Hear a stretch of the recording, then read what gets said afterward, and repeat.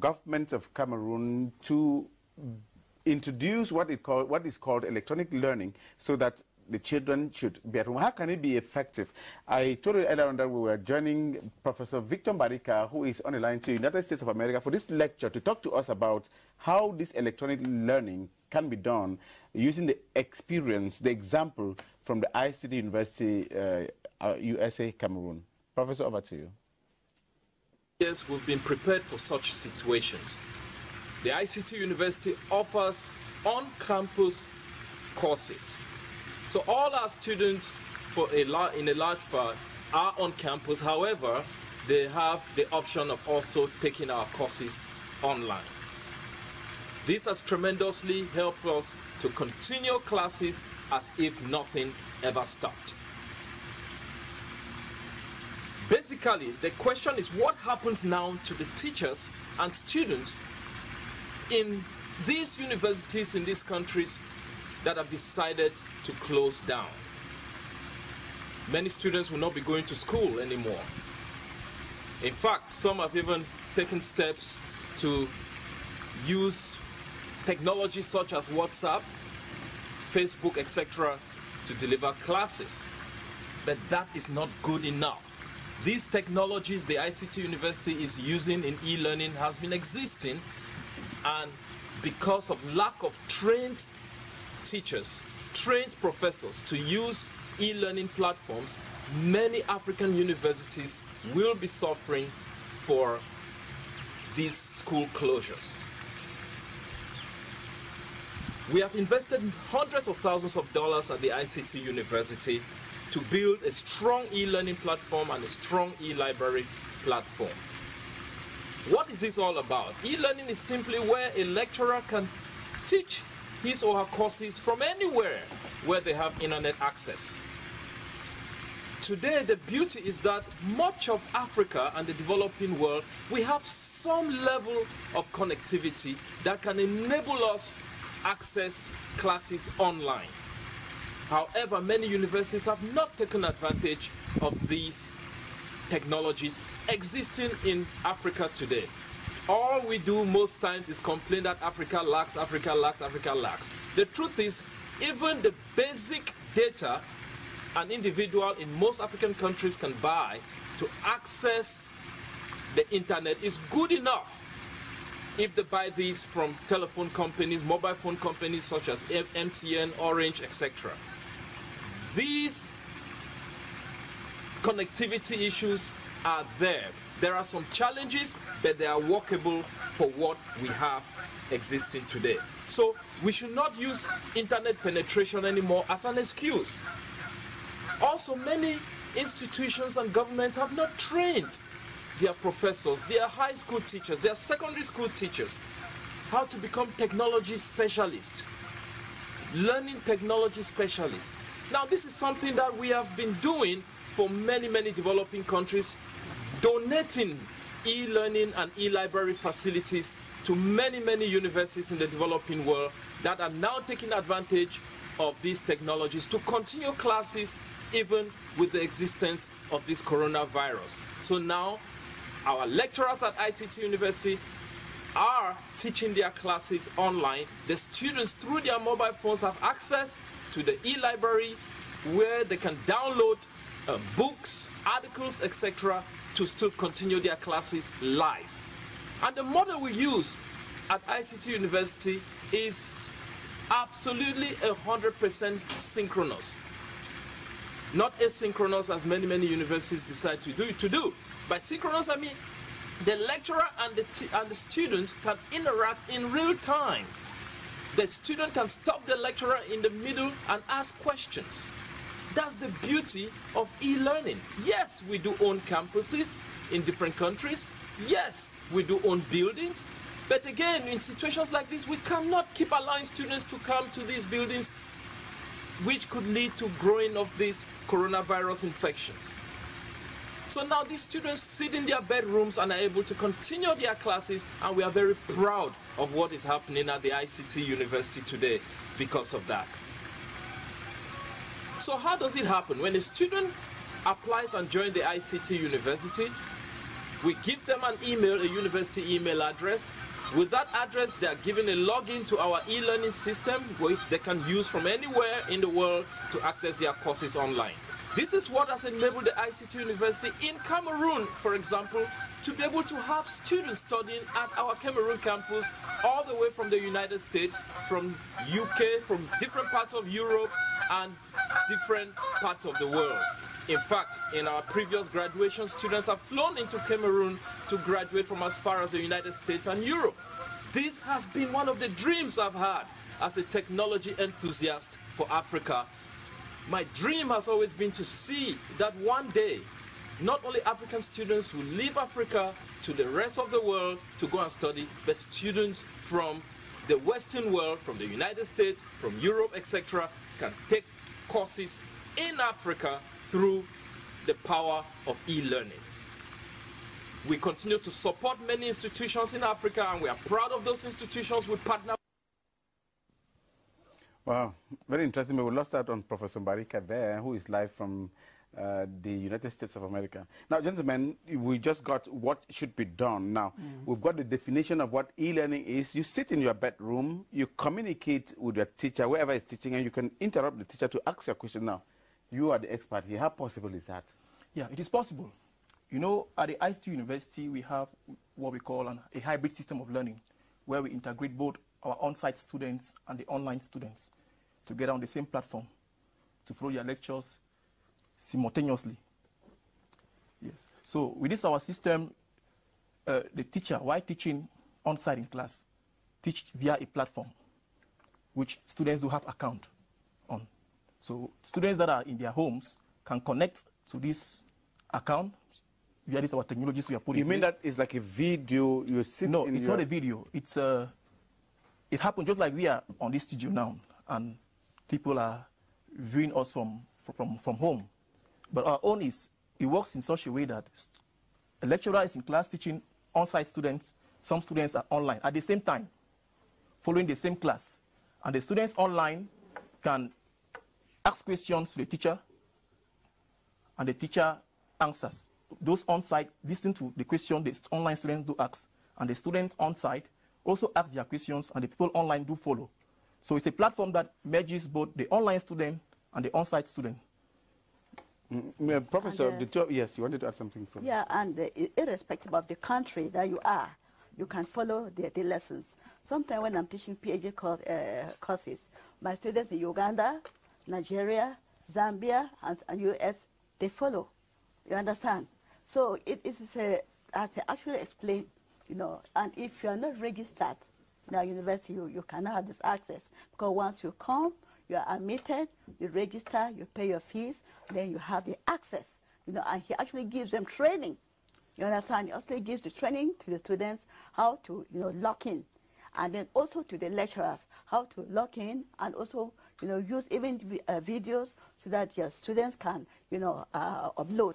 And what is really important is that you record your courses, so that if there's anything, some students who missed out, they can go back to what has been recorded, and then they follow up and say, on this day, we taught maybe administrative policy, theory and practice, and which aspect leadership theories, and then you now go back and review your notes, and then you ask questions at any time.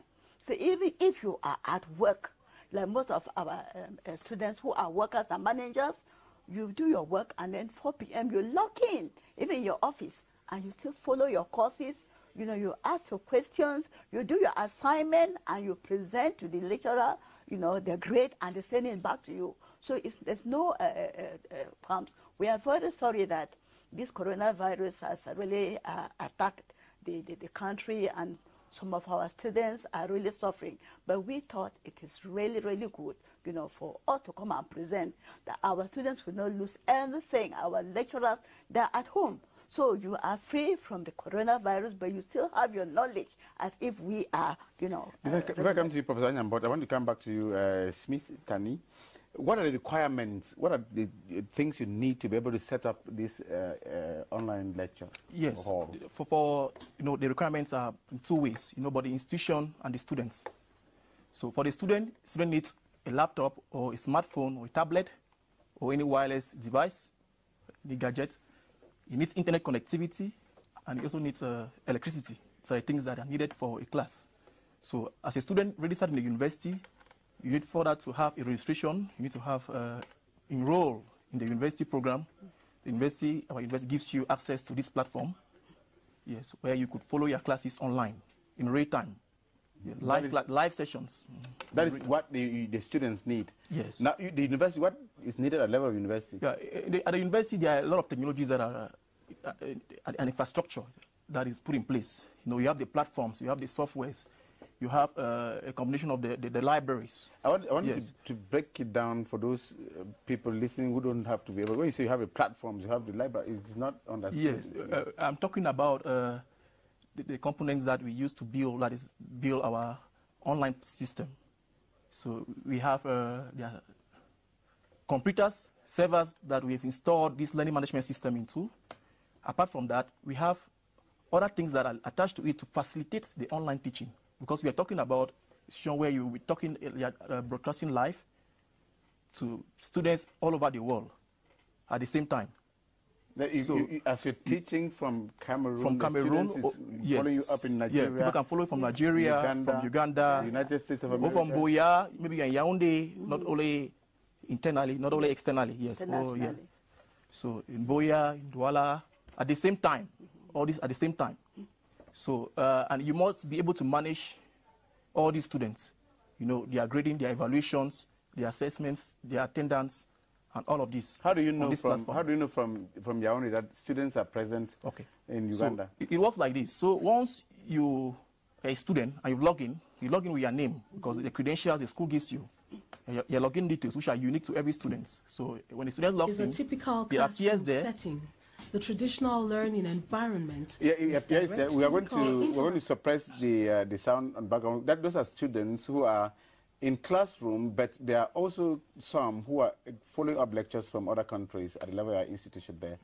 So you are trying to explain how it is done. How do you verify that students are actually following your lectures? So once you log in, once the students... I'm seeing a name in Defoe Smith. That should be you. Are you lecturing from Cameroon? They're following up elsewhere in different institutions? Yes, that's it. So students can have students following my lectures from Zimbabwe and from Uganda, following lectures that are being taught at ICE University Cameroon. And you can detect the students that because are they have really login. What happens is that they have login details that are given to them by the institution. So once they log in, their names appear there because of the platform. Because the platform manages the attendance, it manages even the slides, because we teach via PowerPoint, PowerPoint presentations. Yes. Yeah. So when they log in, their names appear. There's a column where the attendance appear, and there's a column where the teacher's notes or presentations do appear. When a child who is, or a student who is in Uganda wants to ask a question, a student in Bamenda wants to ask a question to you here in Yaoundé, how do you know this student wants to ask a question? So once you are on that platform, there's an indication where they say raise your hand.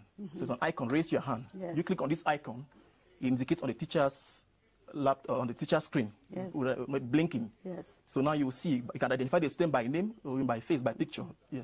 So you can call Zifon or Kushinga, which is one of my students in Zimbabwe. Yes. Yes. What do you want to say?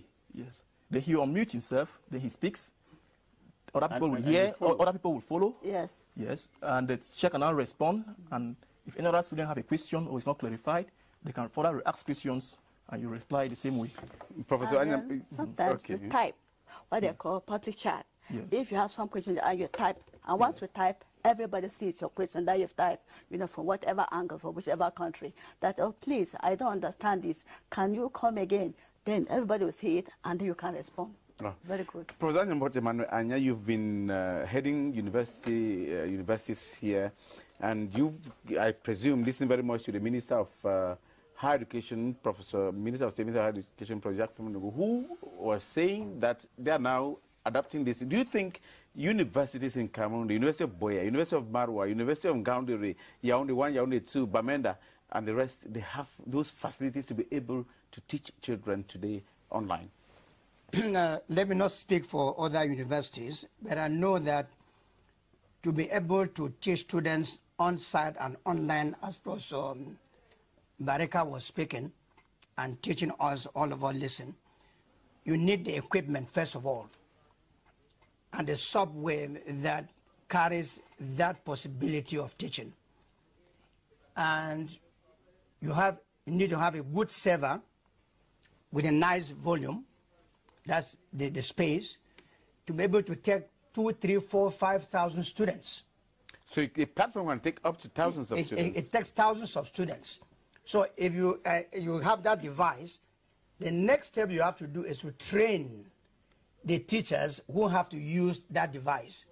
You train them on how to use the device, and you also train the students how to use that same device. So the training is both on the teachers and on the students. Once you have trained them, you can then use that device in teaching. And the teaching is a live teaching, it's not just a recorded sitting. You are teaching, as you are asking, how do you know that the students have attended? Every lecturer, once the student signs in onto the program, the name appears, and the teacher takes the attendance. Because if that is not done, then someday somebody will say, well, I attended the classes. Well, they never attended the classes. We must have attendance taken, and the subway allows the attendance to be taken. You saw the video that was showed there without the audio. You saw we had a lecturer there from Uganda who was standing there. He is in Cameroon teaching, but he was teaching students who are in Uganda, and they are asking questions, lifetime questions at the same time. We have students in Nigeria, we have students in Zimbabwe, we have students in the United States, we have students even in some Asian countries like in India. And all of these students are connected to the platform. When this coronavirus started and the Prime Minister put up a letter or a communique asking that schools be closed, that was on the 17th of March. The very first thing for me to do as the Vice Chancellor of the university was to call an emergency meeting of all the administrators of the university. We converged on the 18th in the morning. We first of all had an administrative meeting, making sure that every person was up to date with the teaching methodology of online classes. We did that first of all. Secondly, we had a meeting now with the students to find out from the students on the campus whether any of them had any difficulties to use the online. And we charged our technology officer to help those students who were not very versed, particularly those who just came newly, were not very versed with how to use the system, and that was done. I will ask them, in compliance with what the government requires from us, you have to disperse now and go home and follow your classes from home. And what we do as administrators is to monitor through the same device the teaching. So we know from our offices who is teaching and who is not teaching. The timetable is there. We know this professor is teaching at this time to this time. We monitor. We monitor also the students who are attending the class to make sure that administratively we know that work is being done. We monitor when the class ends and when another class begins, and how many students are attending each of the classes. So if our Cameroon universities would like to use the same system, ICT University has the possibility and the means and the expertise to train administrators of universities, to train the lecturers, and to train students on how to use that. And I think, as Professor Barika rightly said it, he's an expert in that domain. He'll be very willing to send other experts together with him to do the training here in Cameroon. That's the advantage we have. Our students are all in their homes, but they are not losing any minute of their classes. Now, gentlemen, we have about 12 minutes to be together. Yes. It's very interesting until we are not even realizing that our time is flying. But how do you control when you're writing exams, for instance? If somebody just went somewhere and copied the assignment and gave, or when you're setting an exam, how do you handle it? Actually, let me start with you, the expert. We have, first of all, what we call our exams are being, what we call audited, have been audited by the department heads to see that they meet the requirements of online examinations. We also have put in place what we call a plagiarism software to check if the work was being copied, somebody's work that was copied from somewhere. How does the plagiarism software function? So it's software that scans once a student submits his or her work for evaluation. The software scans to see if the student copied this from somewhere. It actually gives you the site where the various sites where the student copied this information, got this information from. Yes, so eventually there must be referencing, and yes, to make sure that that's as far as the plagiarism software is concerned. So yes. How do you control? Copy work doesn't only mean going to copy from electronic devices. You could also ask a neighbor to help you. Yes, you know, online exams have its own format, which is a little bit different from the normal examinations we have in Cameroon, where students have to be in a confined place, being invigilated. The exams that are generally considered to be open book exams, and those exams are set, for example, project-based. Give you a project that you work on this topic, yes, and you go do research. You have the whole library in front of you. You have to go do research on the internet, reading books and things like that, and come up with the material. And submit. Now, Professor Elizabeth Tamanjong, how do you control that, besides the plagiarism software you have, to make sure these students don't go somewhere else to get material, come and write exams and pass? Well, as you said earlier, the way they set the exam and they send it to you, you know, it is very easy, you know, for the lecturer to go through the Google network, and they will see that you have copied from, you know, somewhere without bringing your Is there any indication on your script that you copied? Yeah, they will call you to attention. Yes. They'll call your attention that you have copies. No, that is very clear. Let me say this about online examinations. Questions are not given ahead of time. They are live questions. We know that just like you have in a traditional classroom setting. Once we are saying we were going to start exam at 3 o'clock. At 3 o'clock, you log in. The attendance is taken. Then you have logged in.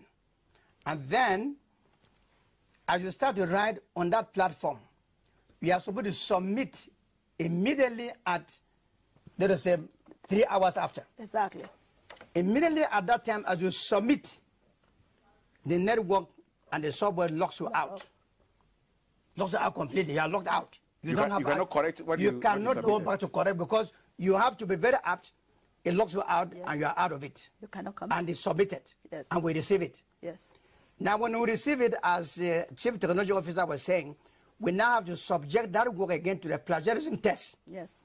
To see, because when somebody copies, they copy answers from somewhere. Yes. To bring and copy down their papers.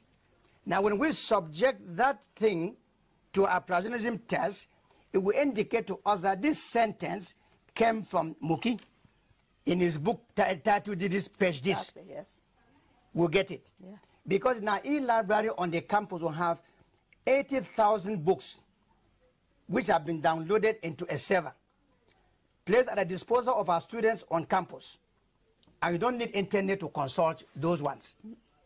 Once you have registered as a student and you already have your number and the password, you can access that library with the 80,000 books. Even with that, if you copied something from there and reproduce it, yeah, the plagiarism test will show that there was plagiarized sentence, and it came from this book on this page, which was published in this year and at this time. Yeah, exactly. We track it from there. Gentlemen, we're going to take a little break.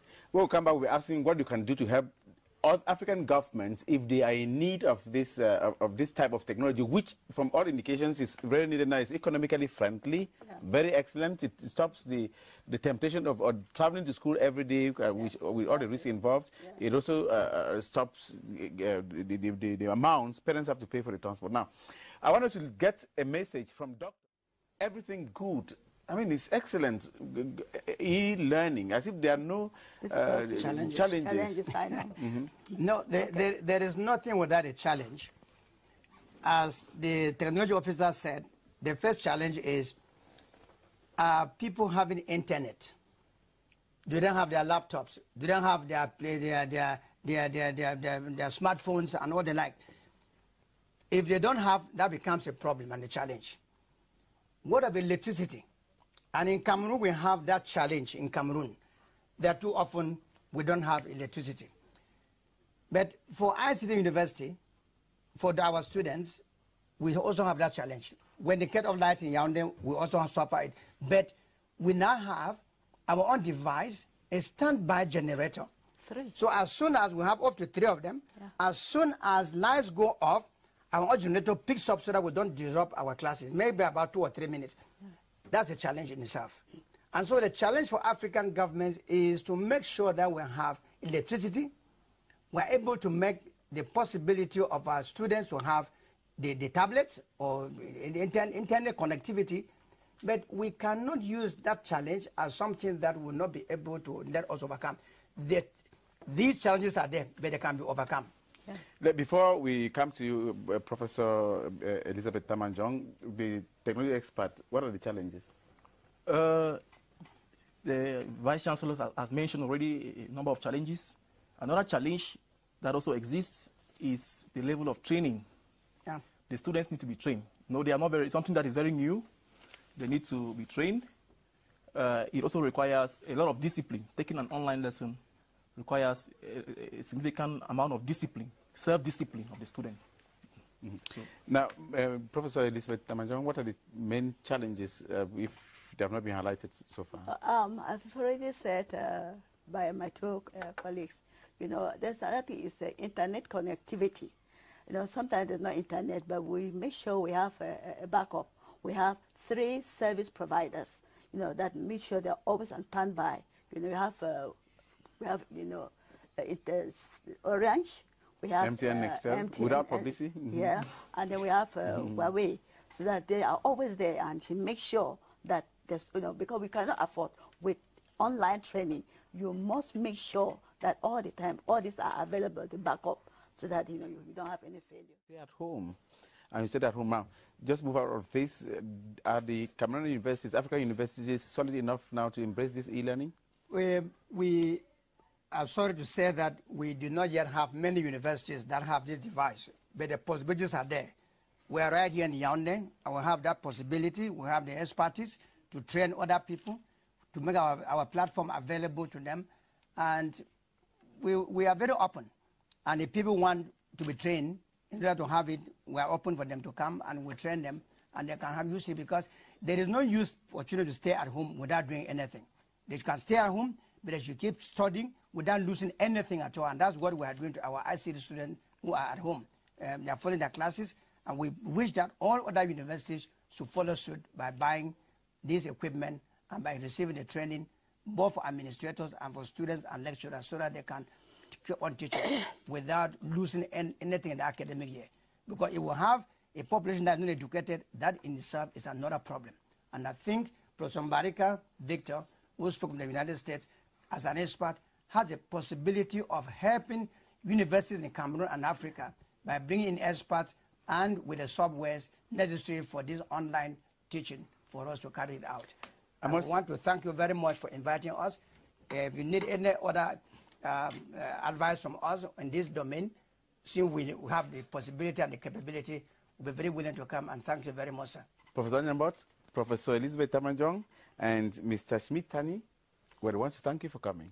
Thank you so very much for coming at short notice. Thank you. We want also to thank Professor Victor Mbarika, all the way from the United States of America, who made this program to happen by accepting that you come and share the experiences of your institution.